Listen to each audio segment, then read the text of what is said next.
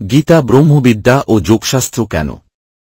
শ্রীমদ্ভগবদ্গীতার প্রতিটি অধ্যায়ের শেষে ইতি শ্রীমদ্ভগবদ্গীতাসুপনিষৎসু ব্রহ্মবিদ্যায়াং যোগশাস্ত্রে শ্রীকৃষ্ণার্জুন সংবাদে এই কথাটা বলা আছে। কেন গীতাকে ব্রহ্মবিদ্যা ও যোগশাস্ত্র বলা হয়?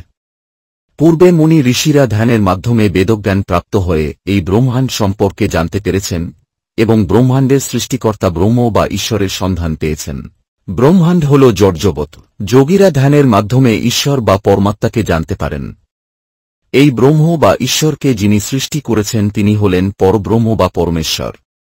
এই সত্য জানতে হলে ব্রহ্ম বা ঈশ্বর সম্পর্কে জানার এই শুষ্ক জ্ঞান দ্বারা সম্ভব নয়। এই জ্ঞানের সাথে ভক্তির সমন্বয় হতে হবে। এই জ্ঞানকে বলে ব্রহ্মবিদ্যা। বিষ্ণুতত্ত্ব বা কৃষ্ণতত্ত্বকে উপলব্ধি করতে হয় ব্রহ্মতত্ত্বকে অতিক্রম করে। নির্বিশেষ ব্রহ্মের উপাসক যারা তারা ব্রহ্মজ্ঞান সম্পন্ন, তারা শ্রীকৃষ্ণের নির্বিশেষ ব্রহ্মজ্যোতির উপাসক। তারা সবিশেষ শ্রীকৃষ্ণের তত্ত্ব উপলব্ধি করতে পারে না। সমস্ত মুনি ঋষিদের মধ্যে যাজ্ঞবল্ক্য এই জ্ঞান অর্জন করে সত্যের তথা পরব্রহ্মের সন্ধান পান। এই জ্ঞানই প্রকৃত অনন্ত বা ভূমা, যা ছান্দোগ্য উপনিষদের ৭ম অধ্যায়ে উল্লেখিত। যাজ্ঞবল্ক্য প্রকৃত ব্রহ্মজ্ঞানের অধিকারী, এক প্রকৃষ্ট জ্ঞানযোগী। শুধু কোনো জ্ঞান সর্বস্ব ঋষি নন, ব্রহ্মবিদ্যায় তাঁর সমকক্ষ কেউ নেই। তিনি পরমসত্যকে জানতে অমৃতলোকের খোঁজে সংসার ত্যাগ করেন। এই অমৃতলোক হল ব্রহ্মলোকের ঊর্ধ্বে, যাকে চিন্ময় জগৎ বলা হয়, যেখানে পরমেশ্বর ভগবান বিরাজমান। আমি সেই মহান পূর্ণ পরমেশ্বরকে সূর্যের চেয়ে তেজস্বী এবং অন্ধকারের পরে জানি। তাকে জেনেই মৃত্যুকে পার করা যায়। এছাড়া মোক্ষ লাভের অন্য কোনো মার্গ নাই। বেদে অক্ষর ব্রহ্ম বা পরব্রহ্মের সন্ধান পেয়েছেন যাজ্ঞবল্ক্য, মৈত্রেয়ী, গার্গী প্রভৃতি কয়েকজন ঋষি। অন্যেরা ব্রহ্মলোক পর্যন্ত জানতে পেরেছেন এবং তাঁরা ব্রহ্মে লীন হয়ে যাওয়াটাই মুক্তি বলে মনে করেন। তারা পরব্রহ্ম বা চিন্ময় জগৎ সম্পর্কে অবগত নন। বেদান্ত দর্শন জীবকে ব্রহ্মলোক পর্যন্ত নিয়ে গিয়েছে। গীতায় তার পরের অবস্থা বর্ণনা করা হয়েছে। গীতায় পরব্রহ্ম বা চিন্ময় জগৎ সম্পর্কে অবহিত হওয়ার কথা বলা হয়েছে। তাই গীতার জ্ঞানকে বলা হয় ব্রহ্মবিদ্যা। গীতায় পরব্রহ্ম বা চিন্ময় জগৎ সম্পর্কে অবহিত হওয়ার কথা বলা হয়েছে। পরমেশ্বর ভগবান শ্রীকৃষ্ণ বলেছেন, আমি সকলের হৃদয়ে অবস্থিত আছি এবং আমার থেকেই সমস্ত জীবের স্মৃতি এবং জ্ঞান উৎপন্ন ও বিলোপ হয়। আমি সমস্ত বেদের জ্ঞাতব্য, সমস্ত বেদান্ত কর্তা এবং বেদবেত্তা। বেদোক্ত ক্রিয়াকাণ্ডে নিষ্ণাত হয়ে শুদ্ধচিত্ত হলে পরব্রহ্ম লাভ হয়। শব্দ ব্রহ্মাতি বর্ততে। গীতা জীবকে পরব্রহ্মের সহিত মিলিত করে দিয়েছে। গীতায় শ্রীকৃষ্ণকে যোগেশ্বর বলা হয়েছে। গীতা শাস্ত্রকে স্বয়ং শ্রীকৃষ্ণ, অর্জুন ও সঞ্জয়, এই তিনজনেই যোগশাস্ত্র বলেছেন। মোহপ্রাপ্ত অর্জুনকে যুদ্ধে প্রবর্তন করার জন্যই গীতা আরম্ভ হয়েছে এবং এই যোগশাস্ত্র শ্রবণ করে অর্জুন নষ্ট মোহ হয়ে যুদ্ধার্থে প্রস্তুত হলেন। যিনি যোগের ঈশ্বর অর্থাৎ অপূর্ব কৌশলী তিনি হলেন যোগেশ্বর। যে পক্ষে যোগেশ্বর কৃষ্ণ এবং যেখানে ধনুর্ধর পার্থ সেখানেই বিজয়। এখানে কৃষ্ণকে যোগেশ্বর বলা হয়েছে। যুক্তি ও শক্তি মিলিত হলেই বিজয়। কেবল শক্তিতে বা কেবল বুদ্ধির দ্বারা কৃতকার্য হওয়া যায় না। দ্রোণাচার্য বধের উপায় সম্বন্ধে বলা হয়েছে, উহার বধের একটি মাত্র উপায় বা কৌশল আছে। গীতার অনেক স্থলেই যোগ শব্দ কর্মযোগ অর্থেই ব্যবহৃত হয়েছে। 250 শ্লোকে স্পষ্টতই বলা হয়েছে যোগ কর্মসু কৌশলম।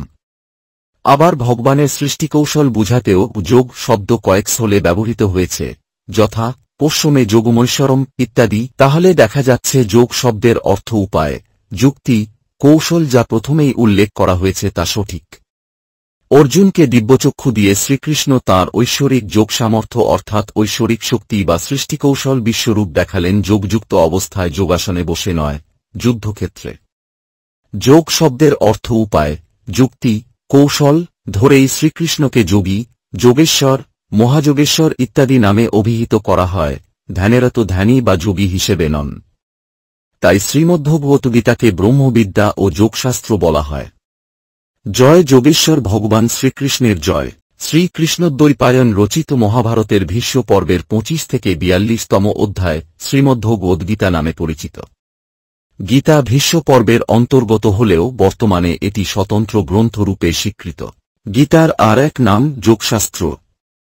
শ্রীমদ্ভগবদ্গীতা মূলত ভীষ্ম পর্বে মাত্র 70টি শ্লোকে লিপিবদ্ধ ছিল। 70 শ্লোকে লিপিবদ্ধ বলেই একে সপ্তপুক্তি বলা হয়। গীতা যজুর্বেদের কিছু মন্ত্রে ব্যাখ্যা কুরুক্ষেত্র যুদ্ধের প্রায় 2500 বছর পরে 700 শ্লোকে গীতা সংকলন হয়। পণ্ডিতগণ মনে করেন যে অষ্টম শতাব্দীতে শ্রীশঙ্করাচার্য প্রথম এই অধ্যায়গুলিকে মহাভারত থেকে আলাদা করেন এবং গীতা হিসাবে এর একটি ভাষ্য লেখেন।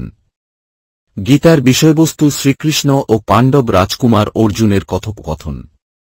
গীতা সনাতন ধর্মতত্ত্বের একটি সংক্ষিপ্ত পাঠ এবং সনাতনদের জীবনচর্যার একটি ব্যবহারিক পথনির্দেশিকা।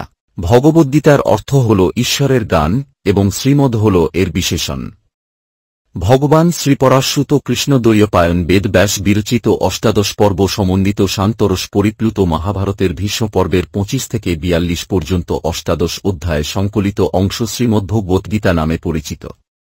এখন প্রশ্ন হতে পারে, ভগবদ্গীতা শ্রীকৃষ্ণ অর্জুনকে বলেছিলেন, তবে একে গান বলা হয় কেন?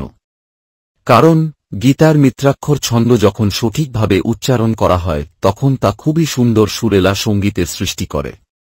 গীতার এই ছন্দকে অনুষ্টুপ বলা হয় এবং এর প্রতিটি শ্লোক 32 অক্ষর সমন্বিত।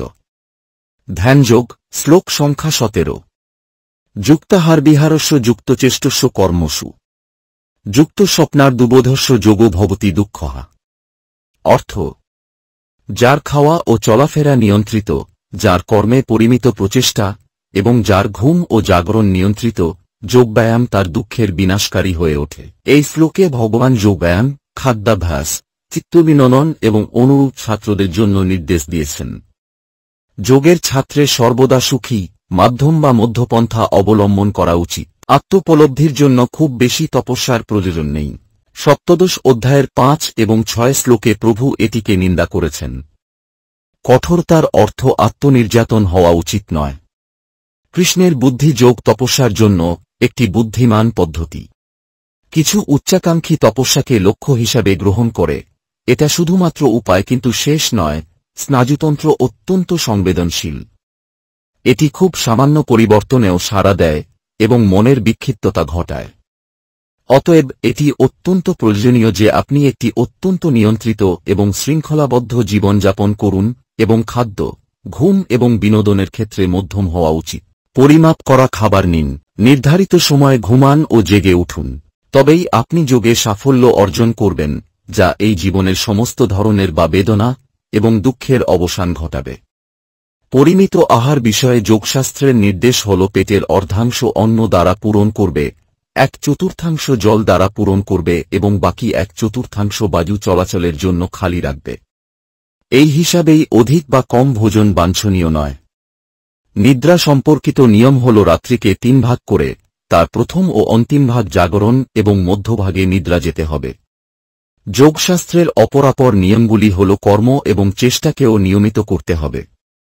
অর্থাৎ চলাফেরা, ব্যায়াম, যোগাসন, ক্রিয়া প্রভৃতিও অত্যধিক মাত্রায় না করে স্বাস্থ্য ও শরীর রক্ষার জন্য যতটুকু হিতকর কেবল ততটুকুই প্রত্যহ নিয়মিত করতে হবে। দিনে 4 ক্রোশের অধিক পরিভ্রমণ শাস্ত্র অনুমোদিত নয়।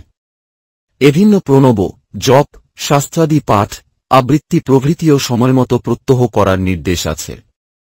সকল প্রকার দুঃখের কারণ অবিদ্যা। একমাত্র ব্রহ্মবিদ্যার সাহায্যেই এই অবিদ্যাকে সমূলে নাশ করা সম্ভব। যোগ সেই ব্রহ্মবিদ্যাই প্রদান করে। অবিদ্যার নাশ হলে কোন দুঃখই থাকতে পারে না। ব্রহ্মবিদ্যা প্রদানকারী এই যোগ সকল সাংসারিক দুঃখকে নাশ করে, সেজন্য একে দুঃখহা বলা হয়। ভিডিওটি ভালো লাগলে লাইক, কমেন্ট ও শেয়ার করুন আর নিয়মিত আপডেট পেতে চ্যানেলটিকে সাবস্ক্রাইব করুন এবং বেল আইকনে গিয়ে ক্লিক করুন।